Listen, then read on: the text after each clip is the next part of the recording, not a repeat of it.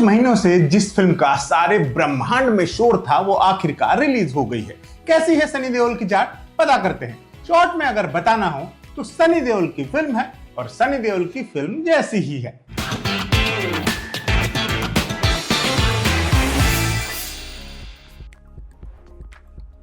जाट शुरू होती है श्रीलंका से। वहां से फरार कुछ मुजरिम भारत में घुस आए हैं और करप्ट पुलिस वालों के सदके यहां सेटल भी हो गए।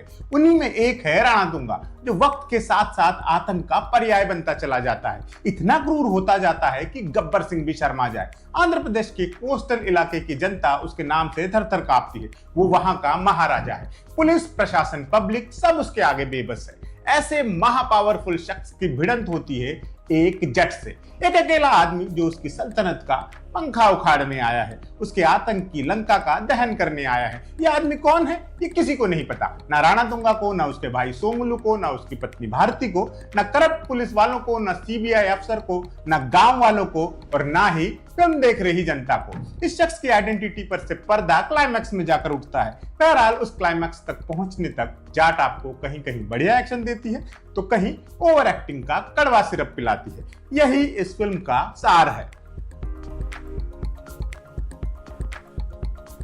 जाट की कहानी टिपिकल गुड वर्सेस इविल की दास्तान है। क्रूर, बेरहम खलनायक और उससे अकेले दम लोहा लेता परम प्रतापी hero. Ram versus Ravan.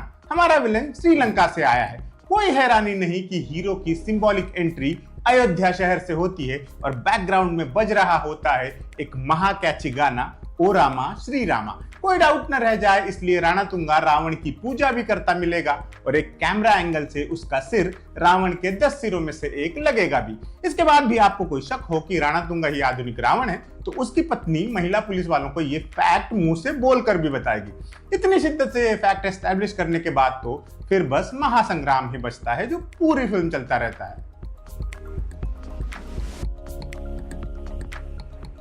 Film की अच्छी बातों में सबसे बड़ी बात यही है कि सनी देओल फुल फॉर्म में है। इस आदमी ने 1996 में एक बात बोली थी जिसका सबूत वो वक्त वक्त पर देते रहते हैं। जीत फिल्म में सनी का एक डायलॉग था, काजल इन हाथों ने सिर्फ हथियार छोड़े हैं, चलाना नहीं भूले। तो ये बात तो देखो आज 2025 में भी सही साबित हो रही है। सनी देओल ने एक्शन फिल्में करना कम कर दिया था लेकिन वो एक्शन बढ़िया, कन्विंसिंग, एंटरटेनिंग एक्शन करना नहीं भूले हैं। जाट में वैसे तो एक्शन हमेशा ओवर द टॉप ही रहता है लेकिन सनी पर वो सूट करता है। उनकी अपीयरेंस ऐसी है कि आप कन्विंस हो जाते हैं। आपको यकीन होने लगता है कि ये आदमी हाथ से जीप रोक सकता है, जायंट पंखा उखाड़ कर सबको मार सकता है, एक ही हथियार से एक ही वक्त में 1 दर्जन लोगों के जिस्म को भेद सकता है, वगैरह वगैरह। फिल्म के फनी मोमेंट्स भी वो अच्छे से कैरी कर लेते हैं। कुल मिलाकर जिस भरोसे से उन्हें इस फिल्म की कमान सौंपी गई थी उन्होंने वो सब डिलीवर किया है। गोपीचंद मलिनेनी जानते हैं कि सनी को कैसे पेश करना है, यूं कि सिनेमा हॉल थिएटर बन जाए। अगर आप सनी देओल के पक्के वाले फैन हैं तो आपके लिए ये परफेक्ट फिल्म है। बाकी कलाकारों में सबसे ज्यादा इंप्रेस यूं तो रणदीप हुडा को करना चाहिए था लेकिन उनसे ज्यादा इंप्रेसिव रेजिना कैसेंड्रा लगी है। उनके रणदीप से कम सीन है लेकिन उन्होंने बढ़िया परफॉर्मेंस दी है। यकीन नहीं आता कि ये वही छुई मुई सी लड़की है जिसे हमने एक सॉफ्ट रोमांटिक रोल में एक लड़की को देखा तो ऐसा लगा मैं देखा था। रणदीप हुडा फर्स्ट हाफ में दमदार लगे हैं। एक हिंसक, सिरफिरा, बेरहम, निर्दयी आदमी उन्होंने अच्छे से पोर्ट्रे किया है। फर्स्ट हाफ में उनके किरदार से डर भी लगता है और नफरत भी होती है लेकिन सेकंड हाफ में सनी से फेस ऑफ के बाद उनका कद एकदम से घट जाता है और क्लाइमैक्स तो एकदम ही लेट डाउन है। जिस तरह का बिल्डअप उनके किरदार को दिया गया था उस लेवल का अंत उन्हें नहीं मिल पाया है। विनीत कुमार सिंह के लिए फिल्म में ज्यादा कुछ करने के लिए था ही नहीं सिवाय सनी देओल से ओकेजनली मार खाने के अलावा। संयमी खेर अपने इंट्रो सीन में इंप्रेस करती है लेकिन उसके बाद उन्हें भी बेचारी अबला नारी बनाकर किनारे लगा दिया जाता है। बबलू, पृथ्वीराज और अजय घोष अपने अपने किरदारों को कन्विंसिंगली निभा ले गए हैं। जगपति बाबू, राम्या कृष्णन, जरीना वहाब जैसे सीनियर एक्टर्स फिल्म को जरूरी सपोर्ट देकर अपना काम कर जाते हैं।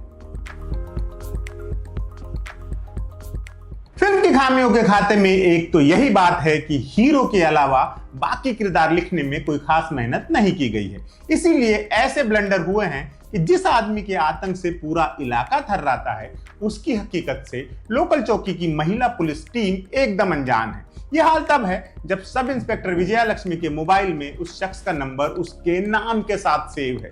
एक्शन सीन्स यूं तो अच्छे से कोरियोग्राफ किए गए हैं और बहुत से एक्शन डायरेक्टर्स को दिए गए पैसे काम भी आए हैं, लेकिन कहीं कहीं कुछ सीन्स बेहद नकली लगते हैं, जैसे कि एक चेस सीक्वेंस। ऊपर से फिल्म में वायलेंस की अति है, उन दृश्यों में भी हिंसा भरी हुई है जहां उनकी कोई जरूरत ही नहीं थी। वैसे ही हमारी फिल्मों में वायलेंस अब इतना गोरी, इतना रक्तपात से भरा हो गया है कि वो ना तो डराता है, ना चौंकाता है और ना ही विक्टिम के प्रति कोई संवेदना क्रिएट करता है। एक्शन सीन्स के बारे में एक बात और है, मार्वल वाले खामखाई अपने सुपर हीरोज को स्पेशल शक्तियां देने के झमेले में पड़े रहते हैं। भारतीय फिल्मों का हीरो वही सारे काम बिना किसी अतिरिक्त सुपर पावर के कर दिखाता है। हल्क को मजबूत सीमेंट से बने खंबे उखाड़ने के लिए एक पेनफुल प्रोसेस से गुजरना पड़ता है। अपने सनी पाजी मजे मजे में उखाड़ देते हैं, फिर उन्हें घुमा घुमा कर दुश्मनों का अड्डा तहस नहस कर देते हैं। हमारे देसी हीरोज की सबसे बड़ी सुपर पावर यही है कि वो फिल्म का हीरो है। इतना सिंपल फैक्ट काफी है ब्रह्मांड भर में तांडव मचाने के लिए। ये कहीं कहीं मजेदार तो लगता है, लेकिन इसकी अति खटकती भी है। जब हीरो सब कुछ ही कर सकता है और सभी पर हावी है, तो फिर मुकाबले में मजा ही कहां रहा। खैर, आज के सिनेमा का यही स्टाइल है अब। तो कुल मिलाकर बात यह है कि अगर आप सनी देओल के पंखे हैं, तो आपके लिए गोपीचंद मलिनेनी ने आपकी पसंद की डिश तैयार की है, जिसमें उनकी डायलॉग बाजी, 2.5 किलो का हाथ, भरपूर मारधाड़ वगैरह सब मिलेगा आपको। कोई कसर रह ना जाए इसलिए तमाम ट्रेंडी कीवर्ड्स भी डाल दिए हैं उन्होंने। श्री राम, तिरंगा, बुलडोजर, पाकिस्तान, देशभक्ति, सब। अगर आप इस डिश के ग्राहक हैं तो तत्काल सिनेमा हॉल पहुंचिए।